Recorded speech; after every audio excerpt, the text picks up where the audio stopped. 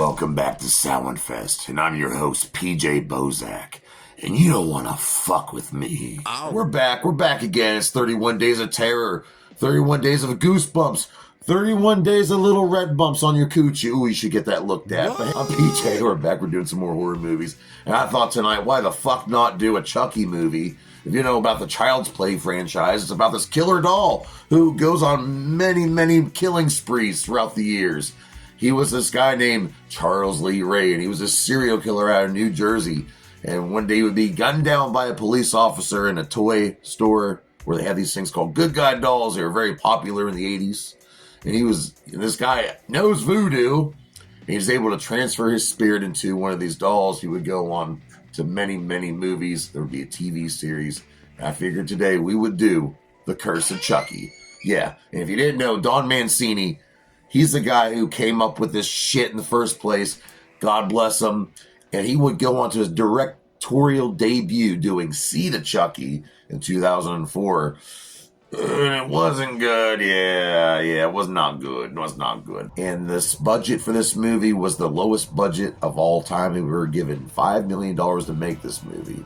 And it turned into an incredible film, in my opinion. It's one of my favorite Child's Play movies, actually, to be honest with you.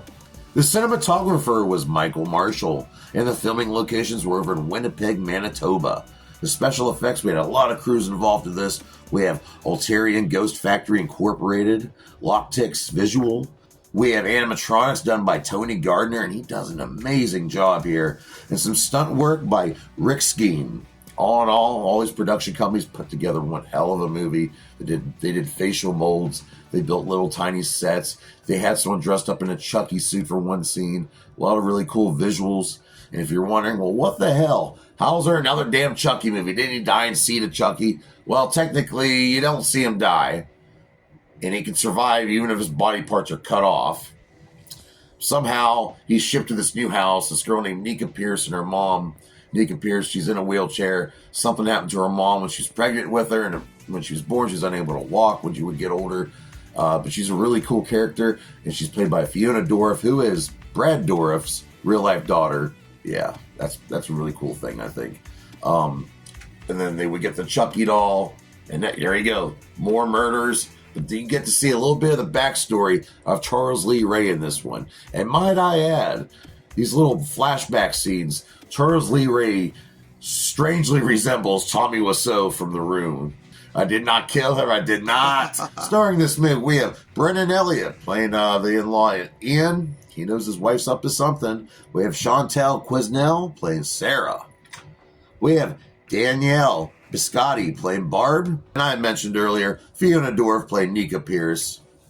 We also have Brad Dourif reprising his role, doing the voice of Chucky. And he also does the flashbacks as Charles Lee Ray. Also, we have a couple...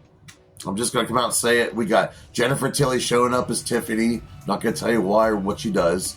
And then we have Alex Vincent. Yes, Alex Vincent from the first two movies. The boy who was getting traumatized by Chucky. He's all grown up. He's ready to kill Chucky as an adult, which this will bleed into Cult of Chucky as well. And I already mentioned earlier about Seed of Chucky, but you can also check out Cult of Chucky, which takes place right after Curse of Chucky. And then we have the television series. Also, they have some really cool toys out there in the world of horror toys. We got some really cool Chucky and Tiffany toys. A lot of cool memorabilia. Even their son's shitface. I'm sorry, his name's Glenn. One of the cool tidbits about this movie I found out was they actually used the 1988 version of the Chucky doll prop from back in the day. Yeah, from 1988. They restored it and used it in a couple scenes in this movie. I think it's awesome. And for only $5 million budget, it's got some of the greatest kills, the entire franchise, in my opinion. Yeah, it's got some CGI and stuff, but they did do a lot of practical effects. There really are animatronics going on. These guys are really talented. And I like this Chucky movie. Curse of Chucky, I'm going to have to give it, let's see, what do I rate it? I'm going to have to slap it around. I'm going to slap this one around and give it a 3 out of 5 dog dicks. And that's a good rating, nothing to be ashamed of. We're going to keep the ball rolling. I hope you're ready to light those fucking jack-o'-lanterns, because on the 31st, the spirits are going to be roaming free. That means they'll be able to walk right into your house, motherfucker. All right, so be ready. There's probably going to be some UFOs and Sasquatch sightings as well. Everything paranormal is going to be happening on that night. Hopefully you're safe. Feed your kids, pay your bills, take care of your mind, ignore the negativity, and just, focus on Halloween. Stay happy, stay true. I got some balls to show to you. Chucky, I'm scared.